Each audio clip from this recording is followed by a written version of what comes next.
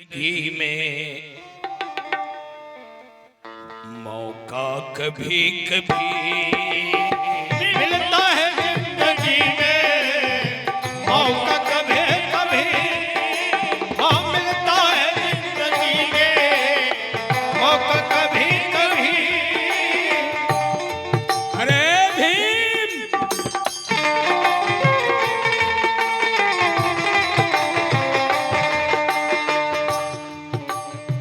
प्रभु का नाम ले ले पगले कभी कभी। प्रभु जी का नाम ले ले पगले कभी कभी। हाँ प्रभु जी का नाम ले ले पगले कभी कभी।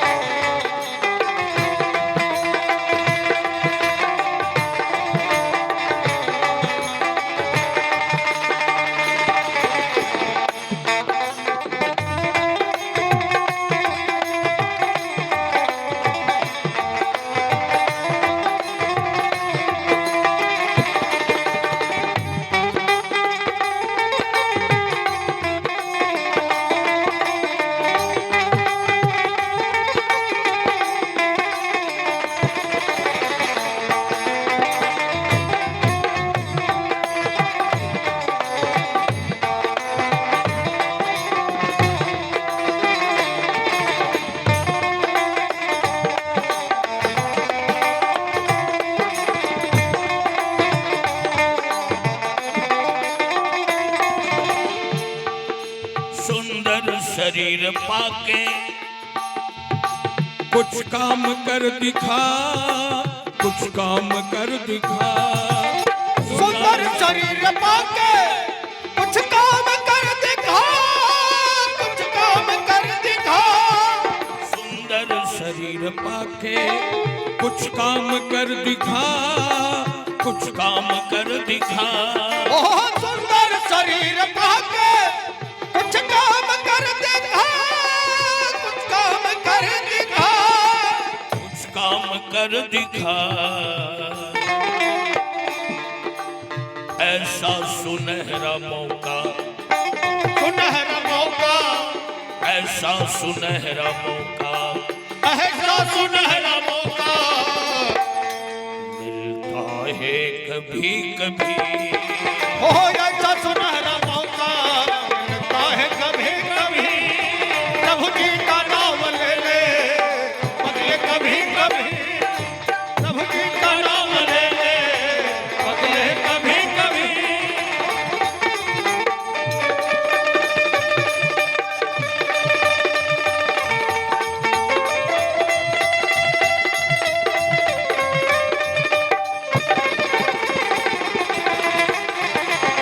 जी का नाम ले ले पगले कभी। हाँ जी का नाम ले ले पगले कभी कभी। जी का नाम ले ले कभी कभी। काहे बीरबर भीम, फूल तो आप ले सकते हो, परंतु ये फूल लेने में एक शर्त भी है। ये फूल लेने वाले को मेरे 4 प्रश्न का उत्तर देना पड़ता है। जबरदस्ती यदि फूल तोड़कर ले जाओगे तो जिस काम के लिए ले जा रहे हो वो कामयाब नहीं होगा। यदि मंजूर हो तो आगे बढ़ो। भीम जवाब दिया, कहा 4 प्रश्न का उत्तर भीम को देना होगा। कलयुग कहते हैं जी।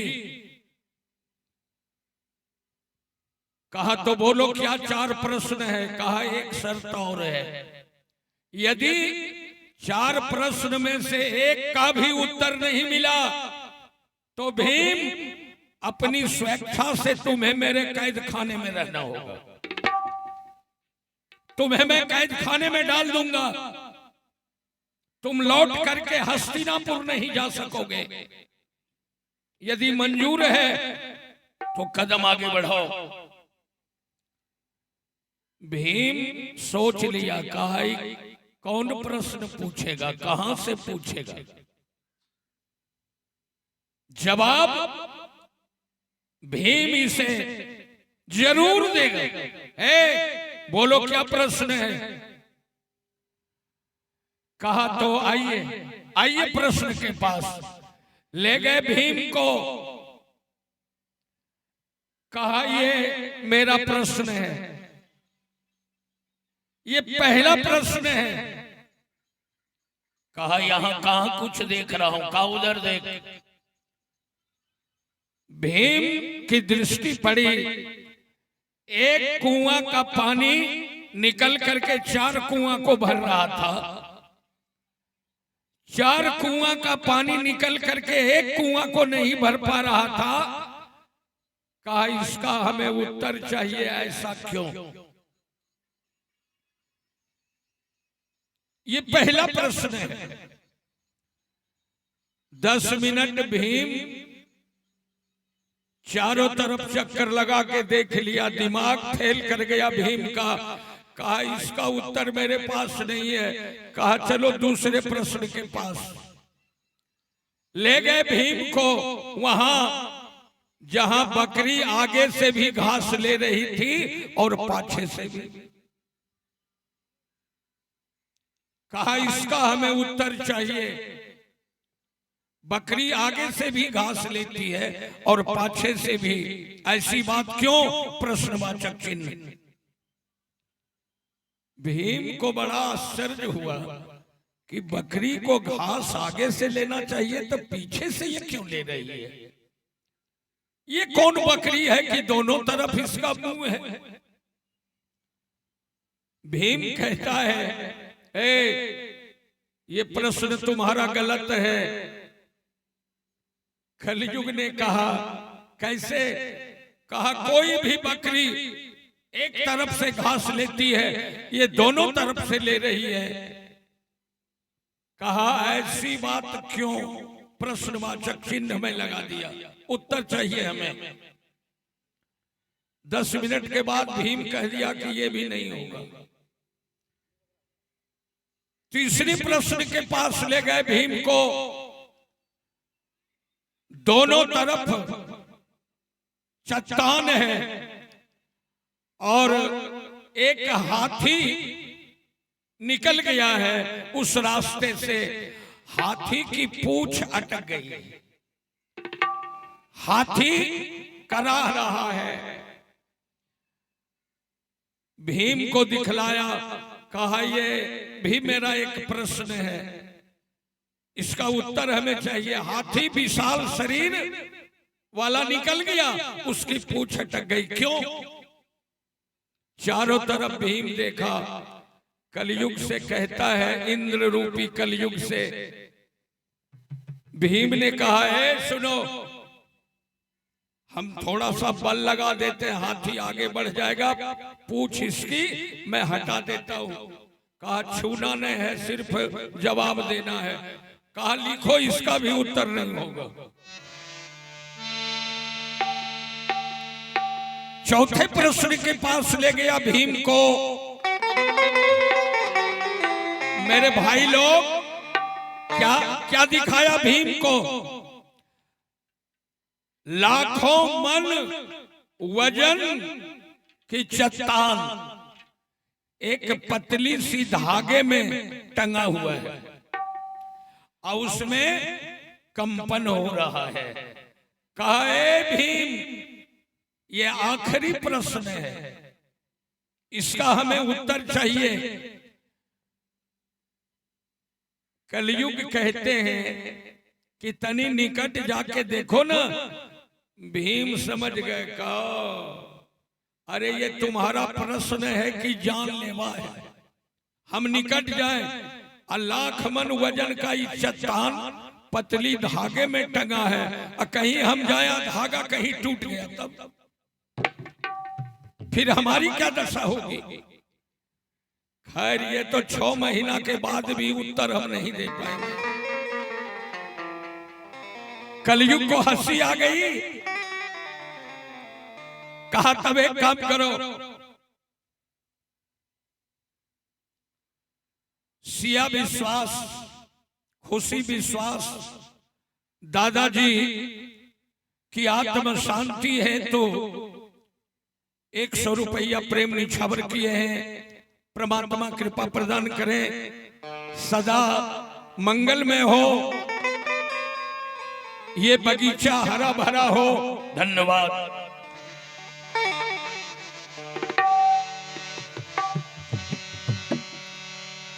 भाइयों, भीम कैद खाना में चला गया, लौट करके यज्ञ पंडाल पर नहीं गया। धर्मराज को सस्पिशन हुआ कि अभी तक भीम नहीं आया है। वहां से अर्जुन महाराज को भेजे, अर्जुन की भी वही दशा हुई। अर्जुन महाराज भी कैद खाने में चला गया। नकुल को भेजा, नकुल भी कैद खाने में चला गया। सहदेव को भेजा, सहदेव भी कैद खाने में चला गया। अब बचे युधिष्ठिर महाराज जी। ध्योम पंडित जी कहते हैं जो जाता है वो लौट करके नहीं आता है। धर्मराज ने कहा मैं जाकर देखता हूं क्या बात है। अपने से चले धर्मराज, ये तो धर्म के अवतार है ना युधिष्ठिर जी। अभिमान से नीचे उतर करके सरजमीन पर पैर रखते हुए, पैर में जूता नहीं है, ध्यान देंगे मैंने कहा सरजमीन पर पैर रखते हुए, पैर में जूता नहीं है, और युधिष्ठिर जी चलते हैं। हे कन्हैया, अरे ये क्या हो रहा है? जो जाता है वो लौट के नहीं आता है। धीरे धीरे युधिष्ठिर महाराज जब निकट गए तो कलयुग की दृष्टि पड़ गई युधिष्ठिर पर, और युधिष्ठिर महाराज की दृष्टि पड़ गई कलयुग पर। कलयुग इंद्र के रूप में है, फिर भी युधिष्ठिर महाराज पहचान गए और कलयुग भी पहचान गया। कलयुग दूर से ही सिंहासन पर उठ खड़े हुए और युधिष्ठिर महाराज को प्रणाम करते हैं। कहा युधिष्ठिर महाराज, हे धर्म के अवतार, हम कलयुग का प्रणाम स्वीकार करें। जैसे कहा कि हम कलयुग का प्रणाम स्वीकार करें, बगले में कैद खाना था, भीम सुन लिया। कहा भी तो ही कह रहा था मैं इंद्र हूं, और ये किससे बोल रहा है कि मैं कलयुग हूं? फिर आगे बात बढ़ी। युधिष्ठिर महाराज पूछते हैं, ए कलयुग, अरे अभी तो द्वापर का अंत नहीं हुआ है और तुम ये मायावी दृश्य दिखला रहे हो। कहा अंत नहीं हुआ है लेकिन होने वाला है ना, इसलिए मैं भी प्रैक्टिकल में लग गया हूं कि इसके बाद तो मैं ही राजा बनूंगा। कहा अच्छा खैर कोई बात नहीं है कलयुग। कहा जी, कहा रे मेरे चारों भाई इंद्रलोक जा रहा था, कब से यहां हो? देखे हो मेरे चारों भाई को जाते इस रास्ते से? अब तो कलयुग फेरे में पड़ रहा है। कहा धर्मराज जी, यदि हमें क्षमा कर दीजिए तो सच्चाई मैं सुना दूं। कहा बोलो। कहा आपके चारों भाई मेरे कैद खाने में हैं। क्या बोला? मेरा चारों भाई तुम्हारे कैद खाने में कैसे, क्यों?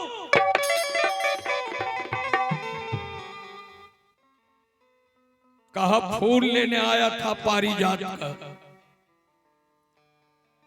4 प्रश्न का उत्तर नहीं दिया, इसलिए चारों भाई कैद खाने में हैं। कहा कलयुग, ये तुम्हारी हिम्मत,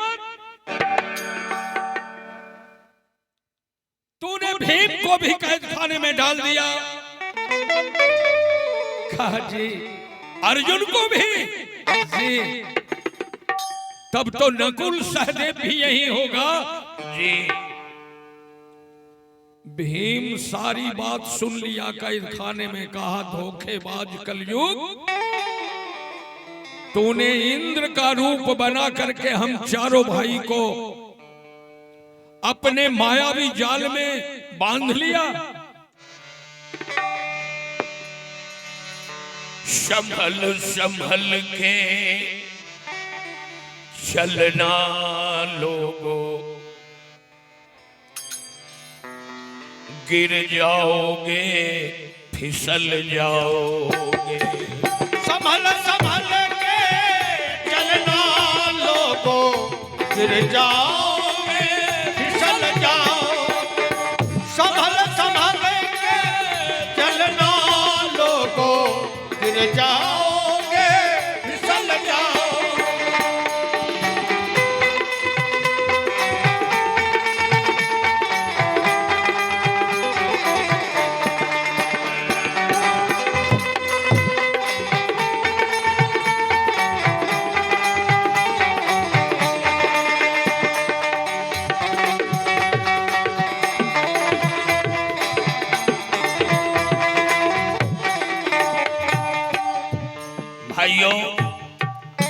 जो आदमी संभल कर नहीं चलता है अक्सर तो वो फिसल जाता है अपने रास्ते पर से। फिसलने का उसे भय बना रहता है। युधिष्ठिर जी कहते हैं एक कलयुग, कहा तुम्हारा चारों प्रश्न है, चलो उसका मैं उत्तर देता हूं। कहा नहीं, हे धर्मराज जी, अब आपके भाई चारों को कैद खाने से मैं बाहर निकाल देता हूं। कहा नहीं, मेरा नाम धर्मराज है। जब तक मैं तुम्हारा 4 प्रश्न का उत्तर नहीं दे देता हूं तब तक मेरे भाई कैद खाने में ही रहेगा। चल, कहा तुम्हारा 4 प्रश्न है, चल मेरे साथ। आइए भाई लोग, ज्यादा ध्यान दें कथा के तरफ, प्रवचन के तरफ। ले गए धर्मराज को वहां जहां से 4 कुआं का पानी निकल करके एक कुआं को नहीं भर रहा था और एक कुआं का पानी निकल करके 4 कुआं को भर रहा था। जैसे धर्मराज जी की दृष्टि पड़ी, कहा कलयुग, अरे ये तुम्हारे समय होगा, मेरे समय ऐसा नहीं होता है। तुम जब राजा बनोगे ना तो यही होगा जो तुम दिखला रहे हो। कलयुग सोचा शायद ये भी फिसल जाए। कहा धर्मराज जी, बात समझ में नहीं आई, आप क्या उत्तर दिए? कहा और साफ सुथरा कर दूं? कहा जी। कहा कलयुग जब तुम राजा बनोगे ना तो एक पिता 4 बेटे को जन्म दे करके मजदूरी करके अपने बेटे को पढ़ा लिखा करके नौजवान कर देगा, नौकरी लगवा देगा। और जब वही पिता चौथा अवस्था में आ जाएगा तो 4 बेटा मिलकर के एक बूढ़े पिता का पेट नहीं भर पाएगा। यही तुम कलयुग में करोगे। बोल श्री वृंदावन बिहारी लाल की जय। यहां जितने लोग बैठे हुए हैं, कीर्तन सुनने वाले, प्रवचन सुनने वाले, छाती पर हाथ रखकर विचार कर लेंगे एक बार। मेरे भाइयों, जब चौथे अवस्थे में पिता चला जाता है, शरीर जब बूढ़ा हो जाता है, तो मान लिया जाए 4 बेटा है, चारों आपस में बंटवारा कर लेता है। अब वो बूढ़ा एक बेटा के पास गया, बेटा भूखा हूं, भोजन दो। बेटा कुछ नहीं बोला। माए बहन जी हाथ जोड़ लिए हम, ऐसा कभी नहीं करना। बेटा कुछ नहीं बोला। पत्नी कहती है, बूढ़े की पतहू कहती है, अरे जिस समय कमा के मंझला को दे रहे थे, अब काहे न भोजन देता है? अरे वहां जाके भोजन मांगो। बूढ़ा लाठी उठाया, मंझला के पास गया। मंझली पुतहू कहती है, अरे संझला के पास जाइए ना, अभी नहीं कोई देख रहा है, हमरे पास आ गए, संझला के पास जाइए। संझला के पास गया, वो वहां से ट्रांसफर कर दिया। छोटका के पास जाओ ना। छोटका के पास चला गया। कहने का मेरा अभिप्राय, रात भर वो बूढ़ा पिता लाठी लेके एक कुत्ता बन करके दरवाजा खटखटाता रहा और किसी दरवाजे पर से एक रोटी का टुकड़ा नहीं उसे मिला।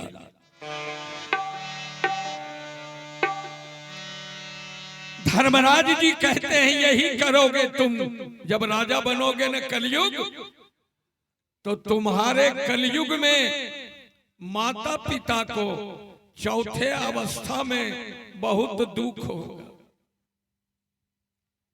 वो माता पिता बनने वाली वो समझ लें कि हमारी अवस्था कितनी है। चौथे अवस्थे में आने के बाद एक रोटी के लिए माता पिता को मोहताज रहना पड़ेगा।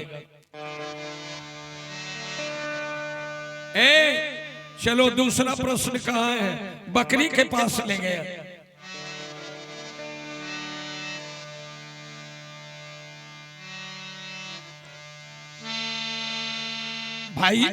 भाई जी मेरे, जैसे धर्मराज जी देखते हैं, कहा एक कलयुग, अरे ये तो मायावी बकरी है, आगे से भी घास लेती है और पाछे से भी। तुम जब राजा बनोगे ना, तो कलयुग में जुआन का कोई कीमत नहीं होगा मर्द के पास। मर्द आगे से भी बोलेगा और पाछे से भी बोलेगा। सुबह कहेगा हाँ और 4 बजे कह देगा नहीं। इसी पर रामविलास का एक भजन है, सुना जाए।